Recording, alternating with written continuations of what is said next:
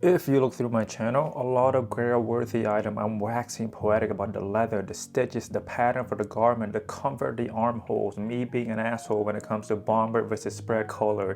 I'm showing off items that most people would dream of owning but will probably never because of the price tag and other possible lack of access through whatever means that may be. I think the thesis for this video here is owning expensive clothes can bring me joy but not happiness. I will point out the differences but also bring nuances to the topic without sounding like a complete anti-capitalist and a complete monk. I ask you to join me in the gray area. I ask you to look at my channel and myself as one answer, knowing that there are many answers out there, and I guess to not let the materialism blind you despite what you see on this channel, which is a warning I could only explain once I've experienced them. So I'm also not telling you to not feel what I feel, to not climb this hill, because it was great what I felt and the climb was fun. Whether I succeed or get lost in my train of thought, you guys can let me know in the comment. Judging by how enthusiastic I am when I am talking about these clothes, you would think that they are my world, they are my #1 source of happiness. I don't blame people who genuinely derive happiness from their clothes either. There are people who dedicate their every minute consuming and talking about fashion. I try to find the balance a bit more, a bit like stocks. You want to diversify so your money or your mood is dependent not on one single object. Some people might argue that since I'm not as obsessive, I don't deserve these great items.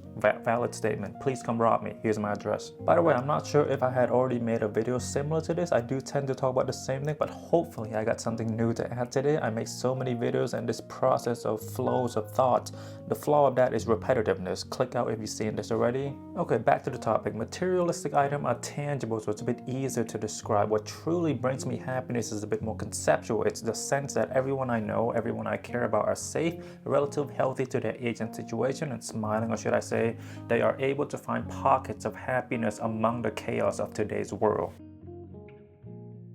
Let me explain the hill example a bit further. We first gain consciousness when we realize we don't have to buy everything from the mall, from fast fashion. We've been walking on a flat path and suddenly we can take a left and a hill reveal itself. Some people will continue to walk straight and the mall brands are enough for them, but for the rest of us, we want to climb this hill. On the hills, we get the likes of Supreme, Acne, Rick Raff, Margiela, every brand that you and I know. I use the hills metaphor because it's a harder walk than just a straight path. The elevation aligned itself to the likes of price tag, accessibility, lack of information, blah blah blah blah blah. We slowly climb this hill. We collect the Supreme of the world early on, the streetwear scene, and then you move on to the Acne of the world, basically the Reddit memes. This climb is super fun. We get items that gradually get better as the hill gets taller. We meet interesting people, we watch interesting people on social media, we join community, we leave, repeat again until you're at the very top. By the way, the top is not concrete or not singular. For some, they stop at Raft. If they choose to go to Guidi, then that's their top. Differences for everyone. The downside of climbing this hill is it gradually gets less special. 2016, I had got my first Raft 7 piece, and it wasn't even a Raft piece, it was a collab with Adidas. Here's how geeked out I was. I didn't wear it for 3 months. I saved it for my graduation. Every day I would open it, touch it, put them on, and carefully walk so I don't fuck up the sneakers. Post about them constantly, watch Raft and show, look up photos of him wearing the sneakers, seeing rappers and celebrities wearing the sneakers. My first Rick piece, I tracked the package before I got the tracking number. I rushed home from school to see the packages as fast as possible. I post about it, I geeked out over it, I wore it right away. I then got a pair of Guidi. Excited, but not as excited as the Raft 7 purchase. You see where I'm going, right? The excitement walks down as I walk up this hill. I don't have many experiences to compare at the beginning. The joy lasts much longer at the beginning because I haven't been blinded by the abundance of having. As the excitement leaves you, douchiness, cockiness, becoming more judgmental, more cynical, a bit bitter about the topic of fashion slowly seep into you. It seeped into me and corrupted me for a bit until I again gain consciousness and actively repress these negative traits that infect people at the top of the hill. An example, a friend on Instagram was talking to me about the Margiela tabby. They were saying about how they wanted them for so long, but the prices kept them back, how they dream of what the tabby would look like on them, how it would feel for their feet to feel the split toe. They were geeking out. I did something bad here. I didn't share the enthusiasm. In fact, I said something along the line of, yeah, it's an okay boots, I don't wear that much. I basically shut down the conversation with my negativity and with my nonchalantness. I ended someone's excitement because of how askew my view on fashion has become because I am at the top of this hill and they are climbing the hill. This is cynicism. This is bad. I've had the tabby in my closet for so long that my brain has normalized the boots. If I were in this person's shoes, I would geek out probably even harder with them. If that person were to ask me now, I would pretend to get excited with them or try to take myself out of my current view and back to the Makasy who didn't have the tabby to share the excitement. I would have boasted that person's excitement and not shoot it down.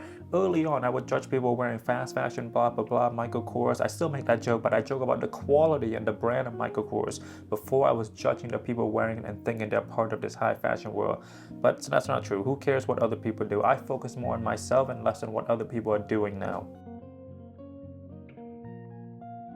Joy is momentarily. Joy is a rush. Joy fades much faster than happiness. It's not completely bad. It's good to have joy here and there. Life is so chaotic, so dumb, so paradoxical sometimes that we need moments of joy to remind ourselves how everything in life is fleeting. So we must capture these moments, enjoy them to the best of our ability, and then somewhat prepare for the stress and responsibilities that may arise within the next few hours, days, or weeks.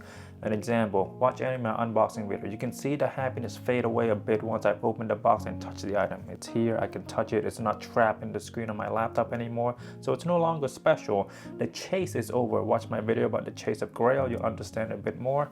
Happiness to me is knowing that my family back in Cambodia is living a great life, knowing that my family in America is living a great life. They're traveling, visiting places that we dreamt about. Happiness is knowing that the German side of my family tree is having great dinner together, taking the weekend to do something together, whether it's swimming or whatever, having a nice time bothering each other in each other's room, helping one another with homework, help pick up someone while they're down. Happiness grounds my reality, which can slip from me if I'm not careful.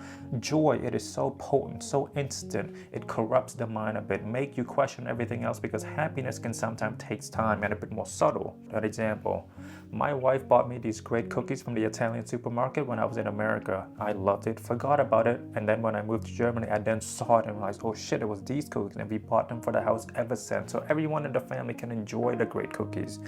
The cookies didn't hit me as hard as a pair of greedy boots because it's not as potent. It was a small gesture from my wife and somewhat incomparable to the greedy boots if we're judging on first impression, but you can't unbox a greedy boot. Well, actually you can buy a second greedy boot, but the happiness will not be the same because you already know what it's like to unbox a greedy boot. This is called the hedonic adaptation.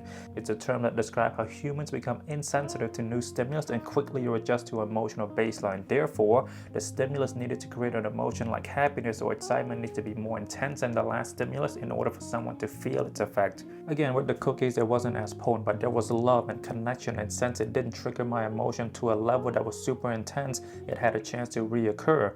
Adding that to the fact that my wife is involved, my family's involved, I almost forgot. In my perspective, joy is not a shared emotion, it's singular. I guess I can buy a pair of greedy boots for my wife, but then it's not about the hill anymore. I'm contributing to my wife's hill. Yeah, that proves my point further, I believe. Happiness reoccur, but having this recurability means that it doesn't shock the system as much when presented to us, which can make our brain think that joy is a bit better than happiness. So most people end up chasing joy rather than happiness.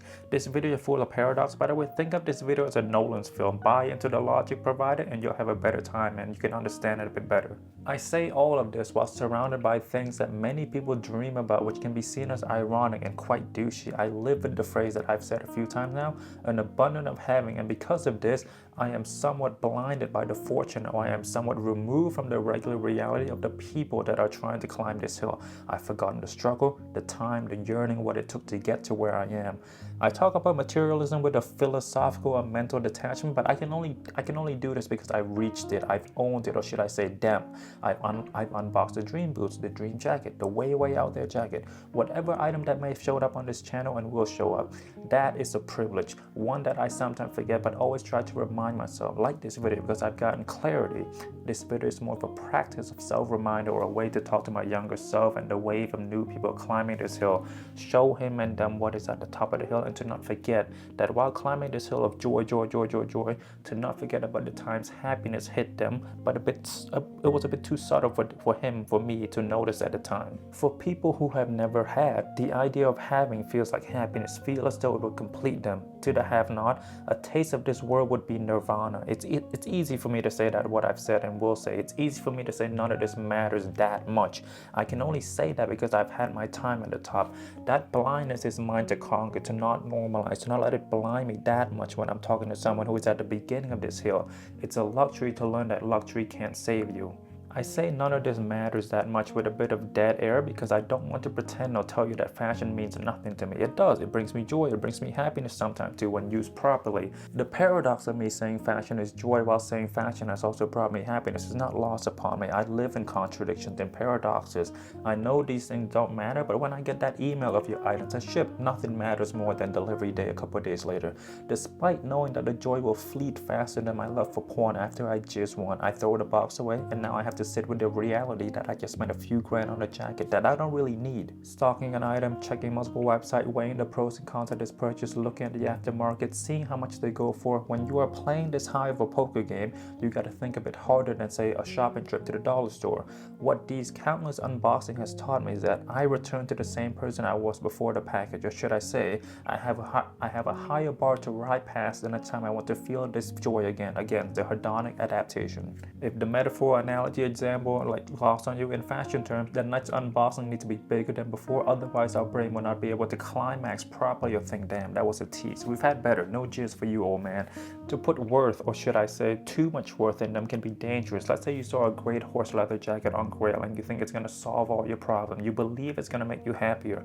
You believe you will not want another leather jacket. But after everything I just said, you know that's not going to happen. The brain will adapt. Clothes will continue to come out. The chase of a new item that we don't have in front of us, the mystery of not owning it, the next jacket will not make you stop wanting another jacket. Greed cannot be defeated in the lens of consumerism. Happiness to me anyway is a shared experience with my loved one, friends, family, strangers even. My wife showed me new music and when I listen to it again I think of her, I tell her, we laugh about it, we build upon the lore of this shared experience. It's traveling together. My wife and I took our kids to Paris. We had a great time. When I see Paris on the map, it brings me joy because I share that with someone else. Yeah, you can buy a bag and share it with your friends and family, but again, now it's not about the items anymore. It's about the fact that you're sharing it with your loved one and you're building memories together. Again, this is why I say just because I could live without these clothes doesn't mean I think life would be better without them. Not the entire point. I don't believe in throwing everything away to prove a point. There's a lot of gray area in which we can work with between the complete detachment from materialism to full-on materialism. Imagine having a great steak but drinking the shittiest tasting water. Yes, there's bad water. I'm very specific about my water. It took me a while until my mother-in-law showed me this processed water that tastes good. Before that, I hated drinking water in Germany because it wasn't correct or it was carbonated. The goal of this video isn't to warn you not to climb this hill that I sit atop. You deserve to know what it's like to wear a kiss boot, to have a pair of greedy boots, to have a custom-made booty jacket, to reach the top of the hill. I guess we can boil this video down to a bit of expectations awareness. To tell people that all of this means nothing, while I know the feeling of the thrill of having, it's a bit evil. It's like rich people telling poor people money isn't everything. I guess I am making this video hoping to find someone out there who shared this belief or have had this belief but couldn't put it into words, and I just did it for them. I lost a bit of focus while climbing this hill, and only when I got up to the very top, had time to contemplate and reflect, did I remember that I had to look back to experience a small happiness that was too subtle in between these super intense moments of joys. I could have experienced those moments in the moment, but because I was lost in the sauce for a bit, I now have to try to relive those concepts, those past that is happiness, through the lens of a fog memory that has somewhat corrected itself. The past is never fully as we remember them. It sounds noble to the ignorant when rich people say money isn't everything until they call out for looking at money from a blindness of abundance. I want to say that the next item will not fix you.